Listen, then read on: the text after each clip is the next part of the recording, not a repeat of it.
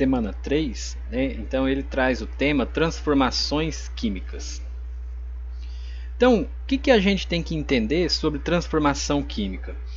Então, existe dois tipos de fenômeno: fenômeno físico e fenômeno químico.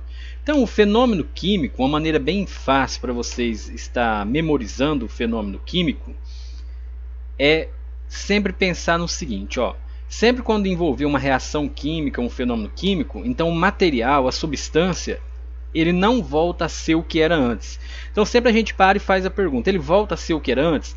Se ele voltar a ser o que era antes, né, ele vai ser um fenômeno físico. Se ele não voltar a ser o que era antes, ele vai ser um fenômeno químico. Tá? Então, por exemplo, a oxidação dos metais, né? O metal oxidado, ferrugem, ele volta a ser ferro? Não, então é um fenômeno químico. A queima de uma vela, a vela queimada, ela volta a ser uma vela normal como era antes? Não, então é um exemplo de fenômeno químico. Agora, quando você, por exemplo, quebra uma vela, né? Então deixou de ser vela, ainda continua sendo vela. Então ele é um fenômeno físico, o material ele não perdeu a identidade. Aí vocês têm que lembrar também tudo que envolveu os estados físicos da matéria. Por exemplo, a fusão, evaporação, condensação, solidificação, sublimação, né? Então, ou seja, a transformação de um estado para o outro sempre vai ser um fenômeno físico. Tá? Então é bem tranquilo isso daqui. Vamos agora para os exercícios. Então, o primeiro: quais evidências levam a classificar a deteriorização dos alimentos como sendo uma reação química e o derretimento de um pedaço de gelo como não sendo uma reação química? Então aqui a gente pode dizer, né, que a deteriorização dos alimentos ele é um fenômeno químico. Por quê? Porque ele perde a identidade. Um alimento deteriorado ele não volta a ser o que era antes. Então ele vai perder a identidade dele.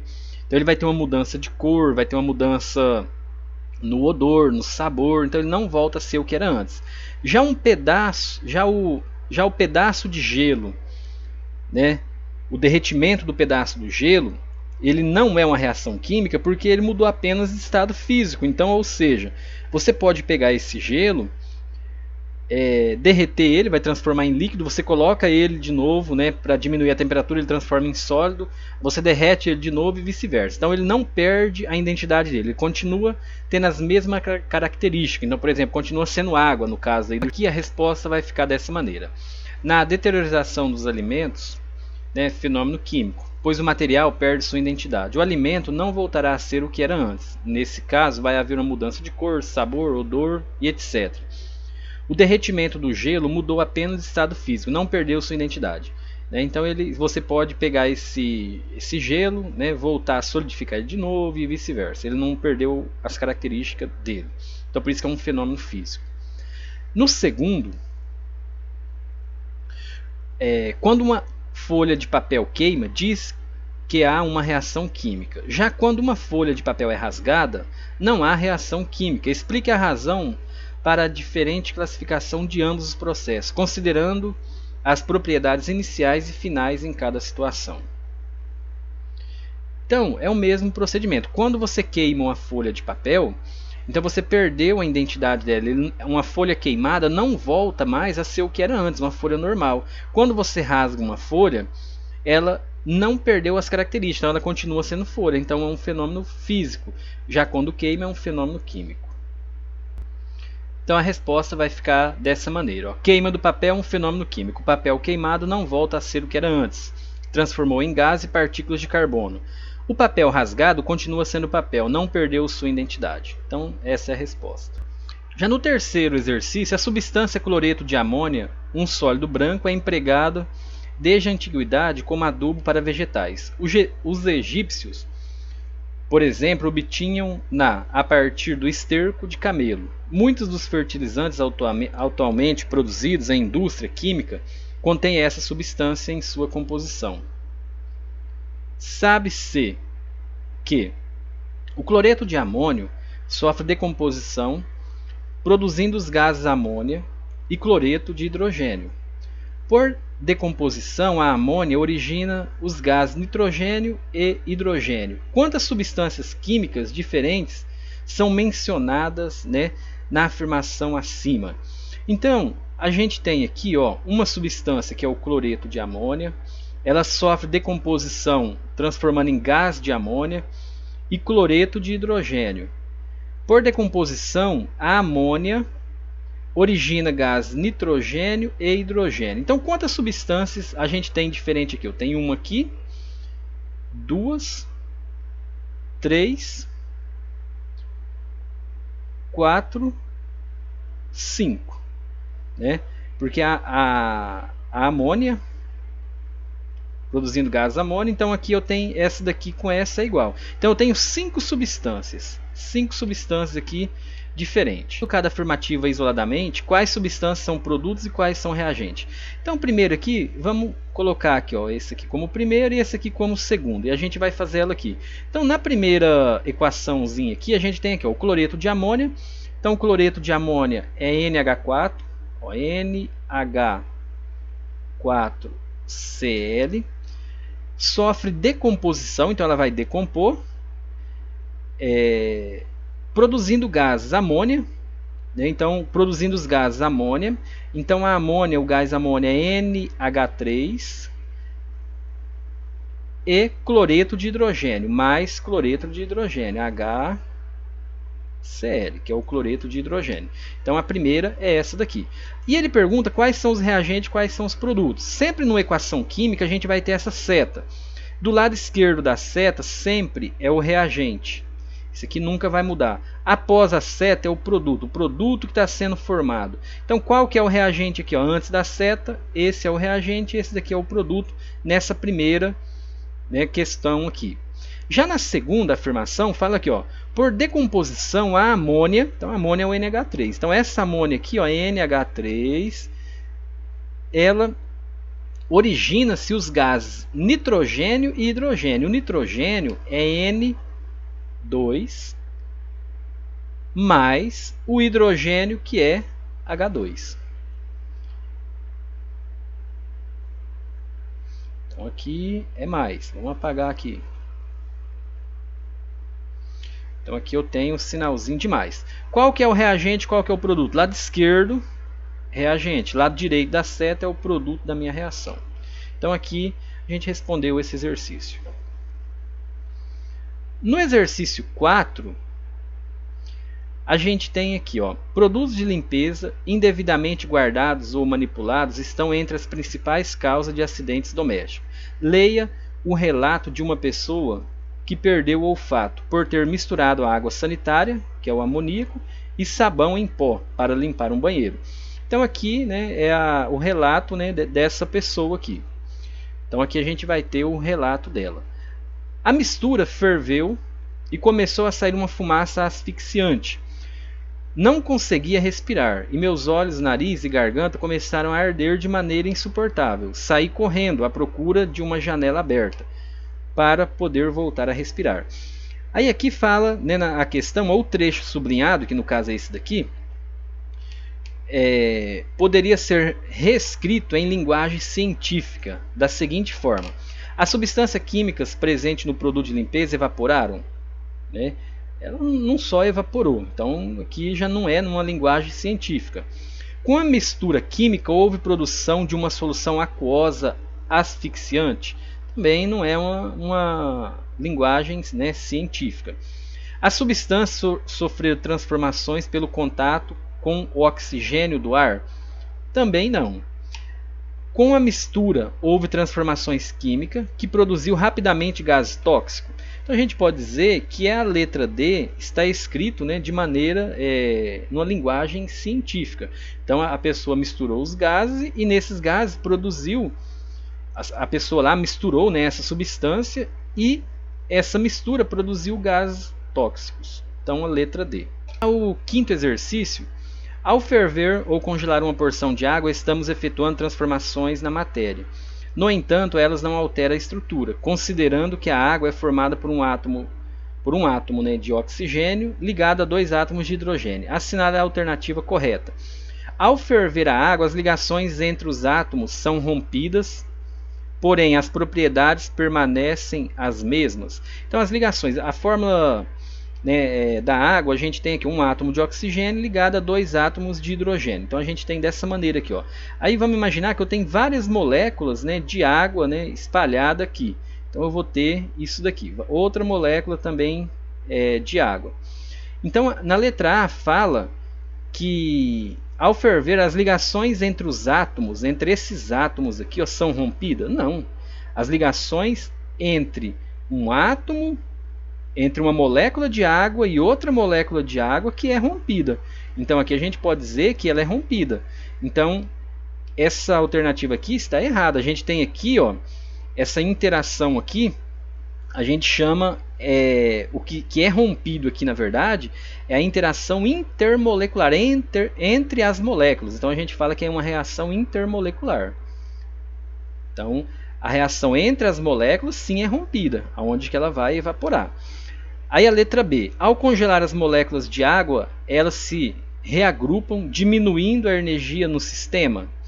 Então, quando você congela, as moléculas ela vai unir mais e a energia cinética dela vai diminuir. Então, quando você tem um aquecimento aqui, a energia cinética ela vai aumentar, ela vai se chocar uma com a outra aqui. Então, é a letra B que é a resposta correta. A letra C, ao ferver uma porção de água, os átomos de oxigênio são liberados para a atmosfera? Não, a gente não tem um rompimento entre os átomos, a gente tem um rompimento entre as moléculas de água.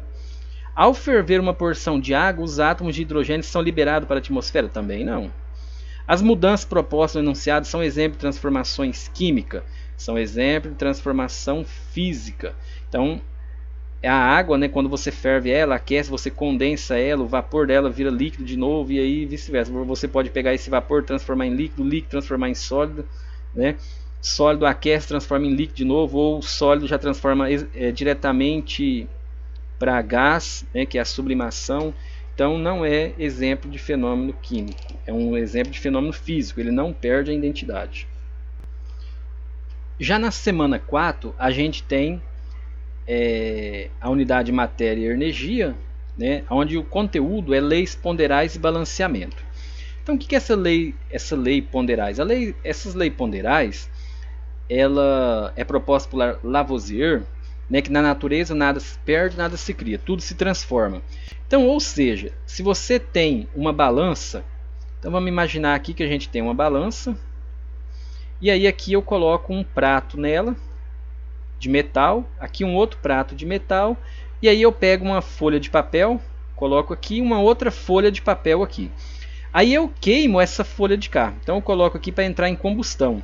Então, se eu queimar essa folha, vai liberar gás. E esse gás ele tem uma massa. Então, esse lado aqui vai ficar mais leve. A balança, ficando mais leve, ela vai pender para cá. Então, aqui levanta. Mas a lei de Lavoisier fala que se esse sistema for fechado, não há perca de massa. A balança ela vai ficar equilibrada, né? Então, ela não vai pender para nenhum lado.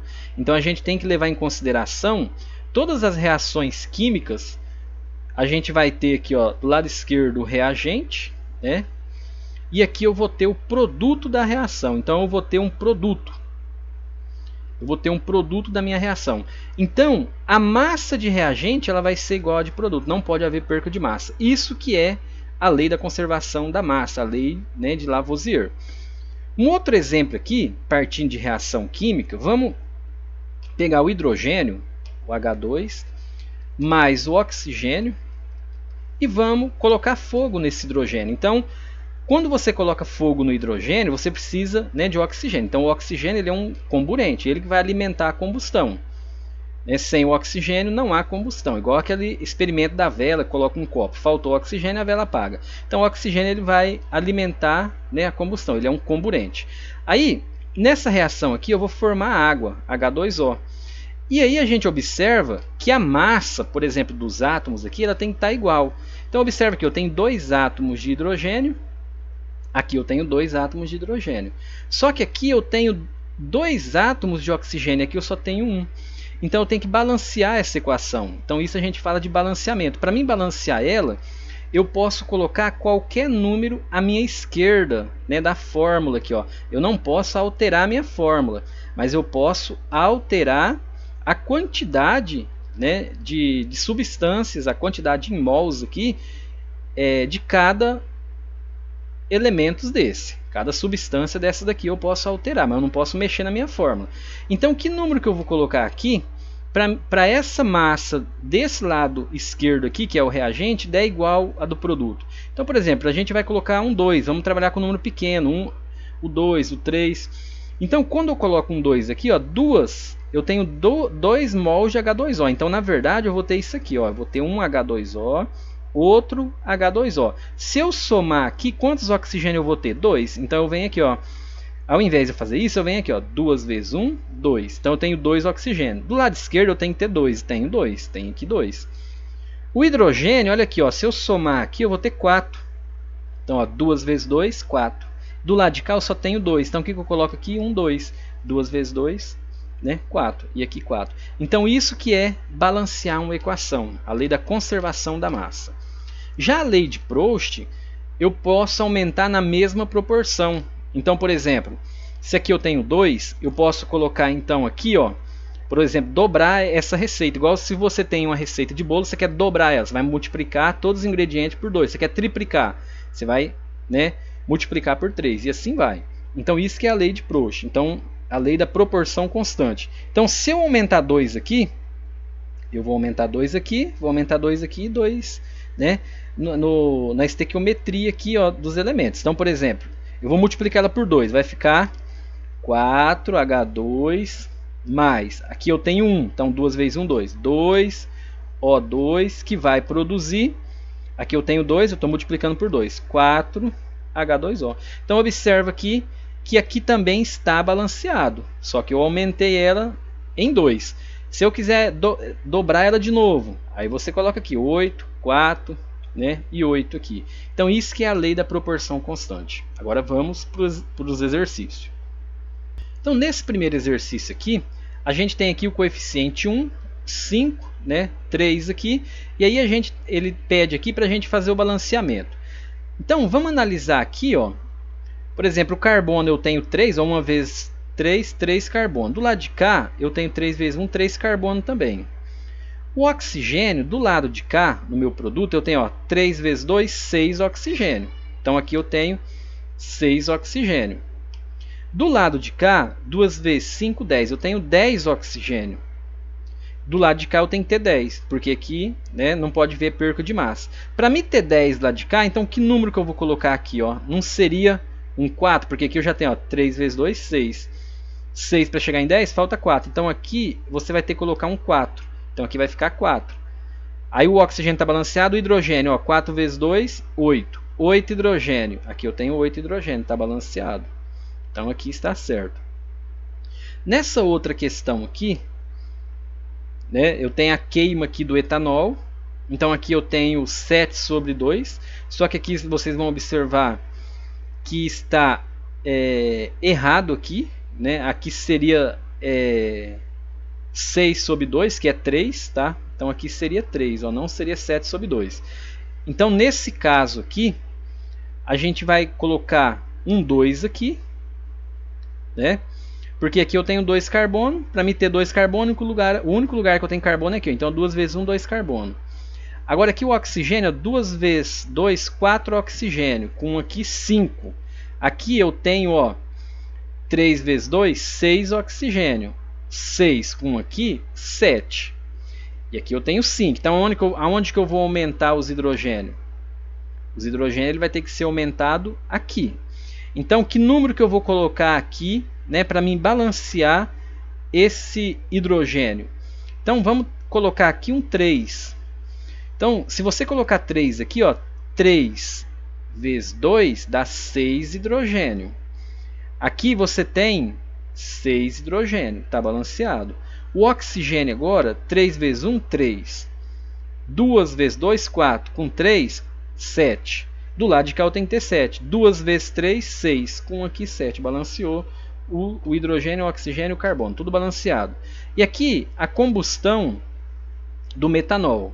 Então, mesmo procedimento. A gente pode colocar números aqui. Ó. Então, está faltando um número aqui. Que número que eu vou colocar aqui à esquerda? Aqui, ó. Então, vamos ver aqui. Ó. O hidrogênio aqui, eu tenho 4. Do lado de cá, o único lugar que eu tenho hidrogênio é aqui, só tem 2. Então eu vou colocar um 2 aqui, ó. 2 vezes 2, 4. Então o hidrogênio balanceou. Vamos ver o carbono agora. Um carbono aqui. do lado de cá um carbono. O oxigênio aqui eu tenho 2, com um aqui 3. Do lado de cá eu tenho 2, né? 2 vezes 1, 2. Eu tenho 4. Então aqui eu tenho que ter 4. Que número que eu vou multiplicar aqui para somar com 1 para dar 4? Então seria o 3. Então que número que eu vou multiplicar por 2 que vai dar 3? 1,5. Então seria o 3 sobre 2. 3 sobre 2 vezes 2 daria 3. 3 com mais 1 aqui, 4. Então aqui a gente vai ter 4 do lado de cá, tem que ter. Então aqui eu tenho 2, 2 vezes 1, 2. Só que sempre no cálculo estequiométrico, a gente tem que evitar de usar fração. Então para mim evitar de usar essa fração aqui, eu vou multiplicar tudo por 2. Então na verdade aqui, não está errado, né? Está balanceado. Mas aí na verdade aqui para mim multiplicar por 2, então a gente vai colocar aqui, 2, né? Aqui, ao invés de colocar 1,5, que é 3 sobre 2, eu vou colocar 3. Aqui eu vou colocar 2 e aqui eu vou colocar 4. Agora sim ela está balanceada, né, com os menores números inteiros. Então sempre no exercício ele vai pedir para balancear com os menores números inteiros, para evitar de usar a fração. Já no segundo, a massa de 2 átomos de cloro é 36. É igual à massa de 8 átomos de um elemento X. Pode-se dizer então que a massa atômica de X em U é... Então a gente vai montar tipo uma funçãozinha aqui. Então 2 átomos de cloro. Então a gente tem aqui 2 átomos de cloro. É 36. Então 2 vezes 36, que é igual a 8x. Então a gente vai resolver. 2 vezes 36 vai dar 72, que é igual a 8x. Está multiplicando por uma letra, cai dividindo. X, que é igual a 72, dividido por 8. Então o x aqui vai valer 9. Então a resposta aqui é 9. Então seria a letra D, o 9. No exercício 3, ele está pedindo para calcular a massa molar das substâncias relacionada abaixo. Sugestão: use a massa atômica de uma tabela periódica. Então a gente tem aqui o cloreto de sódio, NaCl. Então o primeiro passo que a gente vai fazer aqui é olhar na tabela periódica qual que é a massa atômica do Na e do Cl. Então vamos aqui ver na tabela. Então a massa atômica do Na é 22,99. Então a gente pode usar 23. E do cloro, 35,45. Vamos usar 35,5.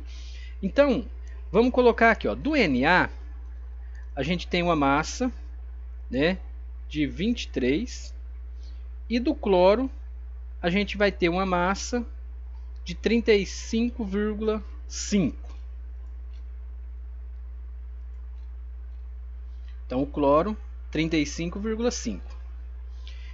Então vamos colocar aqui. Então o cloro vai ter uma massa de 35,5. Aí a gente vai somar essas massas. Então a letra A aqui, a gente vai colocar aqui, Na, né, e Cl. Então o Na tem a massa de 23 e o cloro tem a massa de 35,5. Então a gente vai somar essas duas massas. Então vamos pegar aqui o 35,5 mais o 23. Então 35,5 mais 23. Vírgula embaixo de vírgula, a gente vai somar aqui. Então aqui vai ficar 5, aqui 7, 8, né? 8, e aqui 5. Então a soma aqui ficou 58,5. Então qual que é a massa atômica, né? É a massa atômica do NaCl, 58,5U, que é a unidade de massa atômica. O próximo aqui, a gente tem o bário e o flúor. Então na letra B, o bário ele vai ter uma massa atômica, a gente vai procurar ele na tabela, e o flúor ele também vai ter uma massa atômica. Vamos olhar aqui na tabela agora, do bário e do flúor. O bário, vamos procurar ele aqui na tabela, Ba. O bário tem a massa 137,33. Vamos usar 137,5. Então a massa atômica aqui do bário 137,5. 137,5 unidade de massa atômica. E o flúor, vamos procurar ele aqui, 18,99. Então vamos usar a massa dele como 19. Só que lembrando, eu tenho 2 átomos de flúor, então eu vou multiplicar aqui por 2. Então vai ficar 19 vezes 2. Então 19 vezes 2, a gente vai obter 38. Então agora a gente vai somar essas duas massas aqui. Então a gente vai pegar 137,5 mais 38. Então a gente vai fazer a somatória. Aqui vai ficar 5. Aqui 8 com 7 vai ficar 15, vai 1. Então aqui fica o 5 e vai 1. Aqui 6 com que foi 7. E aqui abaixo 1, vírgula embaixo de vírgula. Então 175,5U, que é a unidade de massa atômica. Então aqui é a resposta da letra B. Na letra C, a gente vai ter o carbono, o hidrogênio e o oxigênio. O carbono, vamos olhar aqui na tabela periódica e ver qual que é a massa do carbono. O carbono vale 12, o hidrogênio vale 1 e o oxigênio 16. Então, nesse caso aqui, a letra C vai ficar carbono, eu tenho 2, o hidrogênio eu tenho 4 e o oxigênio eu tenho 2. Então, olhando lá na tabela, o carbono vale 12. Então, 12 vezes 2, que é igual a 24. O hidrogênio, a massa de cada hidrogênio é 1 vezes 4, como eu tenho 4, então é 4. E o oxigênio é 16 vezes 2, que é igual a 32. Agora a gente vai somar esses valores aqui. Então eu tenho aqui 24 com mais 4 com mais 32. Vamos somar tudo aqui e ver quanto que vai dar. Então aqui eu tenho 10 vai 1, aqui 60. Então aqui 60U, que é a unidade de massa atômica. Então a resposta aqui seria 60 unidade de massa atômica. Então esse exercício aí, né, ele é bem tranquilo. Aí a gente precisa da tabela periódica para fazer. Agora o exercício 4, a tabela indica alguma das massas em grama das espécies envolvidas em 2 experimentos, segundo a reação genérica A mais B, C mais D. Complete as demais massas, levando em consideração as leis ponderais. Então aqui eu tenho que ter conservação da massa. Então vamos imaginar que aqui a gente vai ter uma seta. Lado esquerdo dela eu tenho o reagente, que é o estado inicial, né? O reagente começa a colidir um com o outro para formar o produto. E aqui do lado de cá, lado direito, eu tenho o produto da minha reação. Então, nesse caso aqui, eu vou somar, né, esses dois produtos aqui. Eu vou somar, por exemplo, o produto C mais o D. Então, se eu somar aqui eu vou ter um valor 12 com mais 36. Então, 36 com mais 12.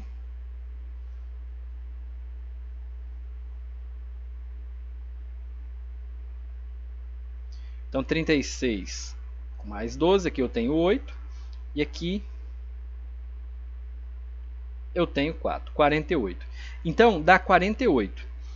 48 é o resultado aqui da soma, né, do meu produto. Então, eu tenho 48 aqui. No meu reagente, eu também tenho que ter 48. Só que aqui eu já tenho 8. Então, que número que eu somo com 8 que vai dar 48? 40. Então, aqui é só subtrair 8. Então, se você subtrair 8 aqui, fica 0. Aqui abaixo 4, então vai dar 40. Então o meu reagente A aqui vai ser 40 gramas. Está tudo em gramas, então a gente vai conservar gramas.